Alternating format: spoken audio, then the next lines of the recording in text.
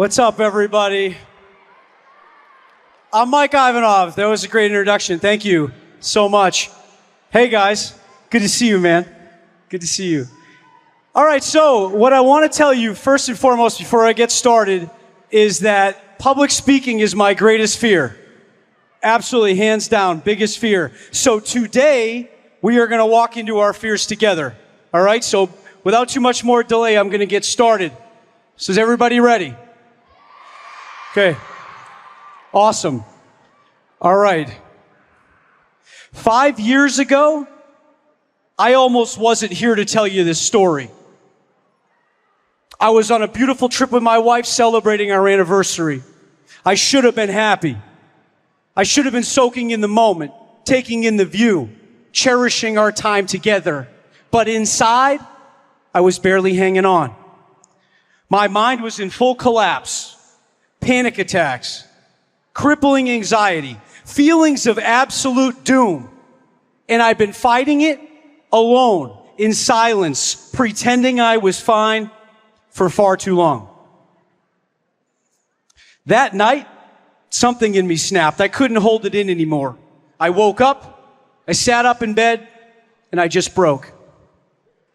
I started crying uncontrollably, my entire body shaking. I couldn't breathe. I couldn't speak. All I could do was cry. My wife jumped up, absolutely terrified. She just kept asking me what was wrong. And for the first time, I decided I had to tell her the truth. It's a tough one.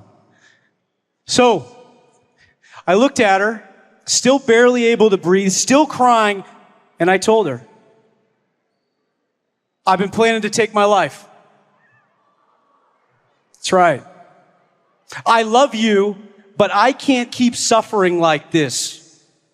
This is what needs to happen. As calm as ever, she looked at me, took my hand, and told me, no, we're going to get through this together. And that one moment, that one choice to open up instead of closing off saved my life. So looking back, I can see how I ended up in that place. It didn't happen all at once. It was years of ignoring the real battles inside my own head.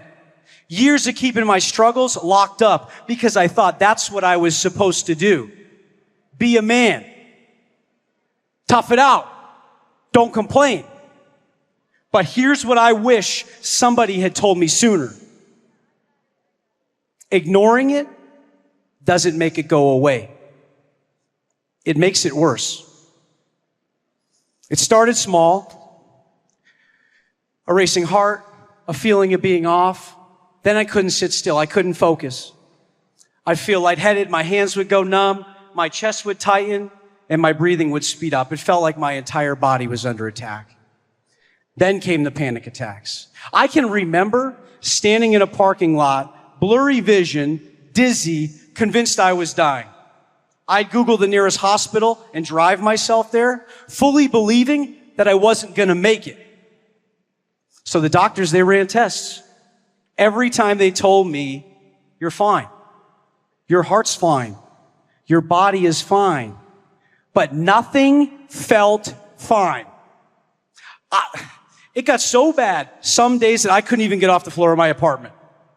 My brain wouldn't stop screaming. My body felt like it was shutting down. And at some point, I started believing the only way to end this pain was to end everything. And if you've ever felt a fraction of that, I want you to hear me. You are not broken, but you have to stop suffering in silence. So after that long night on that trip, I got help. I started therapy. And one day my therapist asked me the weirdest question. She said, did you ever ride a bike? I kind of laughed and looked at her, like I'm here to fix my mind and we're talking about bicycles. I didn't really understand where she was going. But then she pushed me. She asked me, did you ever love it? And suddenly I remembered as a kid, biking was my thing. The speed, the freedom, the flying down a hill with the wind in my face. I loved it. But somewhere along the way, I stopped. So she told me, go home, get on your bike, ride. At that point, I was desperate. I would have done anything to feel better, okay? So I got home, I dusted off my old bike, aired up my tires, and forced myself to ride. At first, absolutely hated it. My brain was still racing, my body was still screaming, but then something happened. Something switched. My mind went quiet. I wasn't panicking. For the first time, I wasn't spiraling. I was just pedaling, just moving forward. And for 45 minutes, I felt free. That was my moment. That was my proof that I could fight back. And from that day on, I made a promise to myself. I was going to keep moving no matter what. That first ride didn't cure me, but it gave me something to fight for, so I kept riding every day. I started building bikes. I threw myself into the process, and every time I got on that bike, I took back a piece of myself. Little by little, I climbed out of that hole. I started running. I started lifting. I started challenging myself. I stopped waiting for motivation and started doing the work. Because here's the truth. You don't need motivation. You need movement. That's what saved me. Not waiting, not hoping, just taking action. Some of you in this room might be struggling. Okay, some of you might be dealing with stress, anxiety, self-doubt. Maybe you feel like you're not enough. Maybe you feel alone. Maybe you feel like you're drowning. If that's you, I want you to hear me. You are not broken. You are not alone. And this is not the end of your story. But you have to take the first step.